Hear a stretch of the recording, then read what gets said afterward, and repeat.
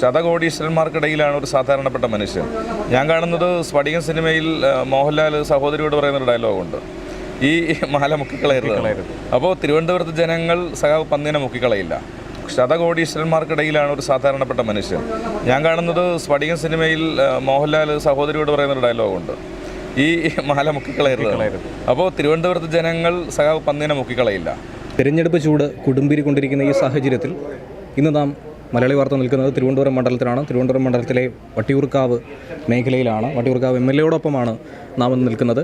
പ്രചരണ പരിപാടികളുമായി ബന്ധപ്പെട്ട് എങ്ങനെയാണ് മുന്നോട്ട് പോകുന്നത്, ഏതൊക്കെ തരത്തിലാണ് ജനങ്ങളിത് സ്വീകരിക്കുന്നത് എന്നുള്ള കാര്യം അദ്ദേഹത്തോട് തന്നെ ചോദിച്ചറിയും. ഇതുവരെയുള്ള പ്രചരണ പരിപാടിയിൽ ജനങ്ങൾക്ക് ഏത് തരത്തിലുള്ള പ്രതികരണമാണ് അവർ പങ്കുവയ്ക്കുന്നത്? അല്ല, തിരുവനന്തപുരത്തെ സംബന്ധിച്ച് സഖാവ് പന്ന്യൻ രവീന്ദ്രനെ നമ്മൾ പ്രത്യേകം പരിചയപ്പെടുത്തേണ്ട കാര്യമില്ല. ഇത് പോയ സ്ഥലത്തെല്ലാം അദ്ദേഹത്തിന് നല്ല പരിചയമുണ്ട്, ഒരു ഉത്തമ കമ്മ്യൂണിസ്റ്റാണെന്നുള്ള ബോധ്യമുണ്ട്. സ്ഥാനാർത്ഥികളിൽ വേറിട്ട് നിൽക്കുന്ന ഒരാളാണ്.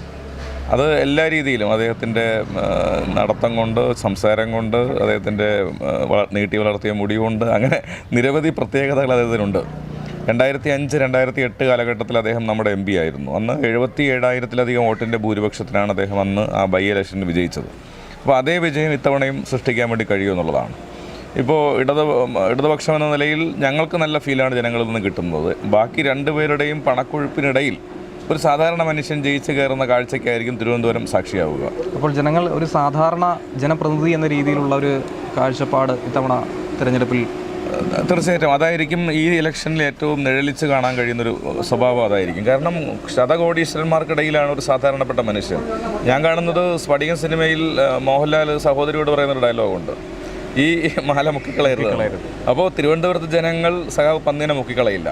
അവർ സഖാവ് പന്ന്യനെ, കമ്മ്യൂണിസ്റ്റ് മൂല്യങ്ങൾ സംരക്ഷിക്കുന്ന ഒരു മനുഷ്യനെ ഉയർത്തിപ്പിടിക്കും.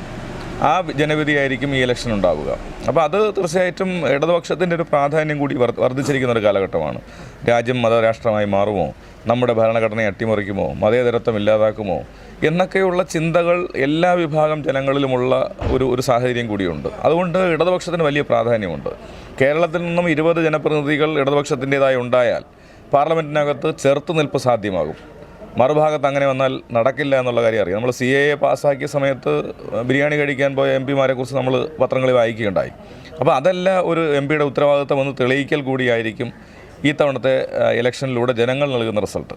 അതുപോലെ തന്നെ LDF കൺവീനറുടെ ഭാഗത്തുനിന്ന് ഒരു പ്രതികരണം ഉണ്ടായിരുന്നു. അപ്പോൾ BJP ഇത്തവണ ശക്തമായൊരു നിരയെ തന്നെയാണ് ഇറക്കിയിരിക്കുന്നത്. പലരെയും പ്രകീർത്തിച്ച് പറഞ്ഞൊരു സംഭവം ഉണ്ടായിരുന്നു. അപ്പോൾ ഇത്തവണ LDFന് അങ്ങനെ പ്രത്യേകിച്ച് മത്സരം ഇല്ല എന്ന് തന്നെയാണോ നിങ്ങളും കരുതുന്നത്? അല്ലല്ല, LDF കൺവീനറിൻ്റെ ഉദ്ദേശിച്ചത് അങ്ങനെ അല്ലല്ലോ. നമ്മൾ എതിരാളികളെ വില കുറച്ച് കാണരുത് എന്നുള്ള അർത്ഥത്തിലാണ് അദ്ദേഹം സൂചിപ്പിച്ചത്. അപ്പം നമ്മൾ നല്ലൊരു ഫൈറ്റ് കാഴ്ചവെക്കാൻ നമുക്ക് പറ്റുന്ന സ്ഥാനാർത്ഥികൾ, ഇപ്പോൾ LDFൻ്റെ സ്ഥാനാർത്ഥി നിര പ്രഖ്യാപിച്ചപ്പോൾ എല്ലാവരും വരണ്ടില്ലേ?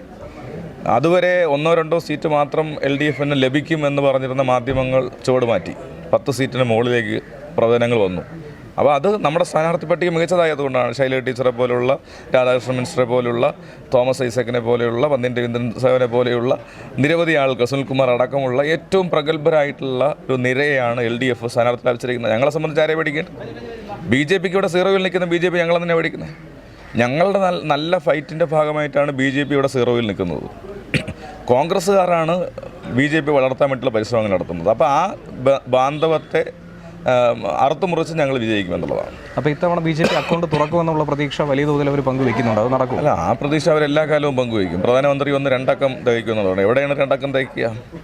കഴിഞ്ഞ തവണ സുരേന്ദ്രനും പറഞ്ഞു, ഞങ്ങൾ 20 സീറ്റ് പിടിച്ചാൽ ഭരണം പിടിക്കുമെന്ന് പറഞ്ഞു. അവരുടെ കയ്യിൽ പണമുണ്ട്. ആ പണത്തിൻ്റെ അഹങ്കാരം മലയാളികളോട് വേണ്ട. ആ പണത്തിൻ്റെ അഹങ്കാരം അവരുടെ കൈ വെച്ചിരുന്നാൽ മതി. അപ്പോൾ ഞങ്ങളെ സംബന്ധിച്ച് ഞങ്ങളുടെ മുദ്രാവാക്യങ്ങൾ ഉയർത്തിപ്പിടിച്ചുകൊണ്ട് ഈ ഇലക്ഷനിൽ ജനങ്ങളോട് കാര്യങ്ങൾ പറഞ്ഞ് മതനിരപേക്ഷതയ്ക്ക് വേണ്ടി വോട്ട് ചോദിക്കും. അതാണ് ഞങ്ങളുടെ വിജയം. ഇപ്പോൾ നല്ല രീതിയിലുള്ളൊരു പ്രചരണ പരിപാടി തന്നെയാണ് ഇപ്പോൾ തിരുവനന്തപുരം മണ്ഡലത്തിൽ നടന്നുകൊണ്ടിരിക്കുന്നത്. സമീപ പ്രദേശങ്ങളിലൊക്കെ തന്നെയുള്ള പ്രചരണ പരിപാടികൾ നമ്മളേവരും കണ്ടതാണ്. അപ്പോൾ എല്ലാവിധ വിജയാശംസകളും ശ്രീ പന്ന്യൻ രവീന്ദ്രനെ ആശംസിക്കുകയാണ്. ഒപ്പം തന്നെ advocate V K Prasad. Thank U.